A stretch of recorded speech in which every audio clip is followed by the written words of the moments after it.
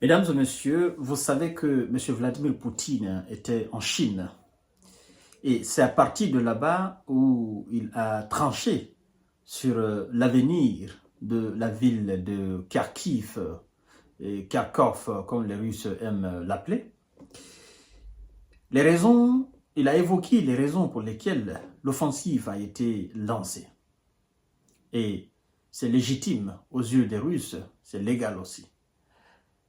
Mais il faut souligner tout de même que Vladimir Poutine, avant l'offensive sur la ville de Kharkiv, donc dans cette région nord-est de l'Ukraine, il avait prévenu à plusieurs fois les autorités ukrainiennes, d'accord, de ce qui allait arriver. Et les Américains eux-mêmes ont plusieurs fois notifié à l'Ukraine de ne pas attaquer le territoire russe. D'accord?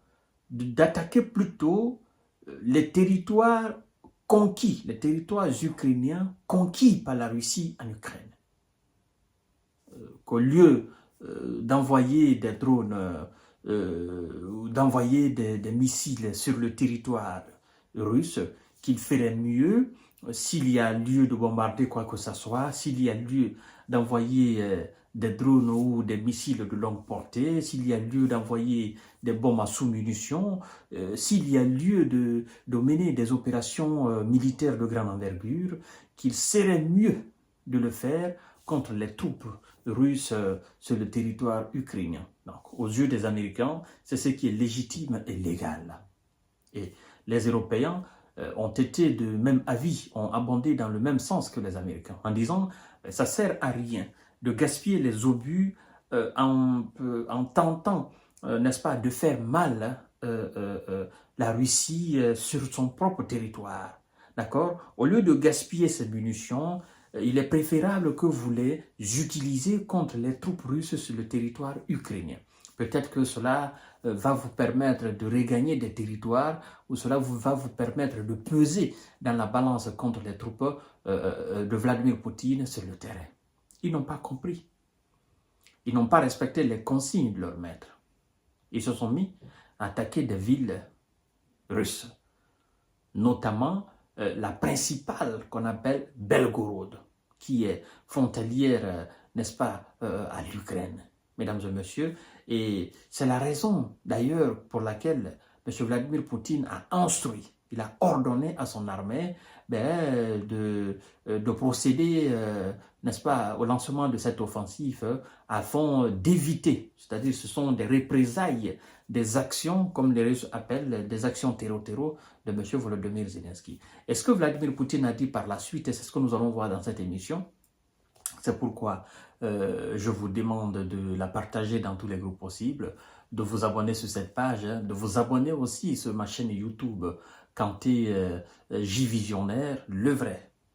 Mesdames et messieurs, sans plus tarder, comme je vous ai dit tout à l'heure, M. Vladimir Poutine, depuis la Chine, nous dit ceci. Écoutez très bien. Il dit, j'avais dit publiquement que si cela continuait, quoi? Qu'est-ce qui continuait? S'il continuait de mener des opérations sur la ville de Belgorod, qui est une ville russe, nous serons dans l'obligation naturellement de riposter. D'accord? C'est pourquoi il dit, j'avais dit publiquement que si cela continuait, nous serions contraints de créer une zone de sécurité, une zone sanitaire. C'est ce que nous faisons, a-t-il déclaré lors d'une conférence de presse depuis Harbin en Chine. Et puis, il continue en disant ceci, ce qu'il se passe dans la direction, n'est-ce pas, de Kharkiv, c'est aussi de leur faute, parlant, n'est-ce pas, des Ukrainiens, parce qu'ils ont bombardé et continuent de bombarder des zones résidentielles dans les territoires russes, hein, n'est-ce pas, frontaliers, y compris Belgorod. Ouais, donc cette offensive, c'est en réponse aux attaques de Volodymyr Zelensky, n'est-ce pas, dans cette ville de Belgorod. D'ailleurs, les médias occidentaux se vantaient, d'accord, des médias comme LCI, des médias comme BFM TV ou d'autres se disaient, ben, écoutez, Vladimir Poutine doit s'attendre à ce que Volodymyr Zelensky et ses hommes fassent des attaques sur le terrain en Ukraine, sur le terrain en Russie. Mais ils ne mesuraient pas au fait les conséquences de ces attaques sur la ville russe, Belgorod. Ils ne mesuraient pas au fait. Ils pensaient que ça allait rester comme ça impuné et que les Russes allaient rester sans aucune réaction par rapport à cela. Et aujourd'hui, c'est les mêmes qui sont en train de pleurer, c'est les mêmes qui sont en train de dire « Oh, la Russie, les militaires russes sont en train de faire ceci aux civils, ils ont fait ceci, ils ont fait cela. » Ben, écoutez, c'est la guerre. C'est la guerre. Si vous dites que dorénavant l'Ukraine a la capacité de frapper la Russie sur son sol, ben, que l'Ukraine soit alors en mesure d'assumer ses conséquences. Et vous qui galvanisez les Ukrainiens, vous devez arrêter de pleurnicher. Vous devez assumer vos responsabilités, vous devez encaisser. C'est aussi simple que ça. Mesdames et messieurs, partagez la vidéo dans tous les groupes possibles. Et monsieur Vladimir Poutine continue en disant ceci. Écoutez bien. Voilà.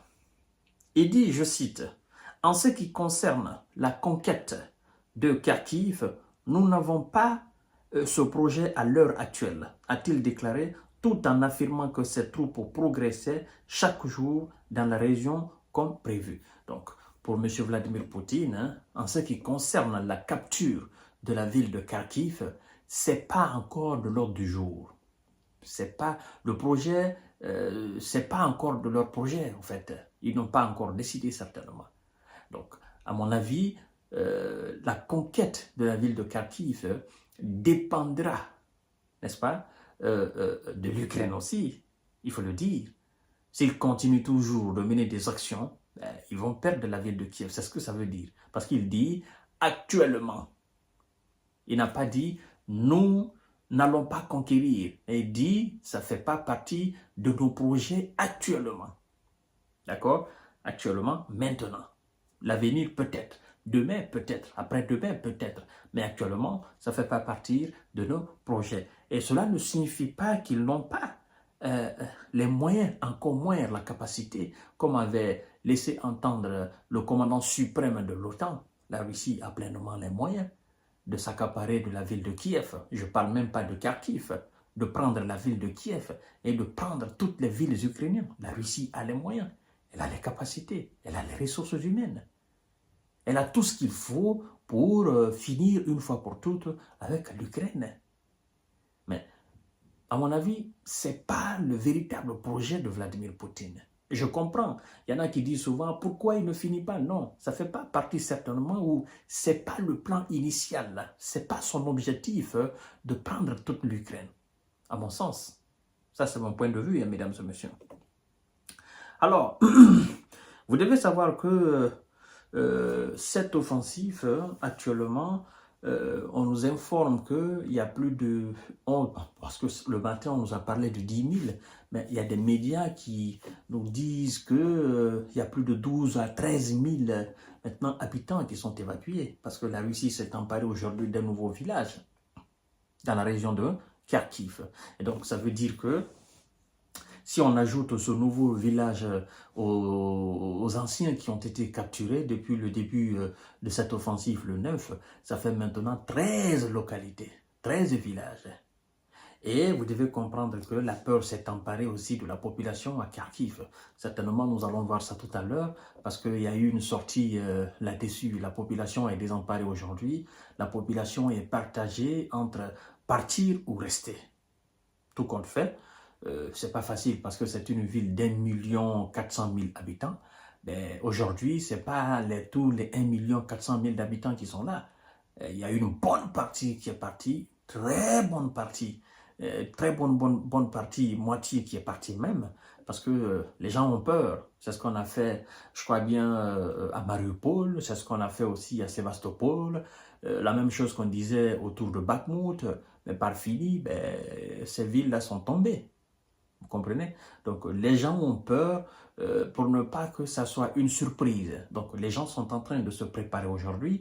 Même ceux qui ont de l'argent au niveau des banques sont en train de faire des retraits, d'accord? Ils sont en train de retirer des liquides pour se chercher. Naturellement, la guerre est juste au niveau de votre porte. Vous n'allez pas attendre que les bombardements commencent juste à votre porte pour que vous puissiez vous préparer. Non. Voilà. Donc, ce sont les conséquences de l'obstination de M. Volodymyr Zelensky et de ses militaires, hein, n'est-ce pas, de bombarder la ville de Belgorod parce que ils pensaient ils étaient permis à le faire, d'accord? Ils ne mesuraient pas certainement les conséquences et nous sommes dans les véritables conséquences aujourd'hui. Donc, mesdames et messieurs, partagez la vidéo dans tous les groupes possibles. Abonnez-vous sur ma chaîne YouTube. Abonnez-vous aussi sur cette page J Visionnaire et activez la cloche de notification pour ne plus rater mes vidéos. À tout à l'heure. Bonne soirée à vous.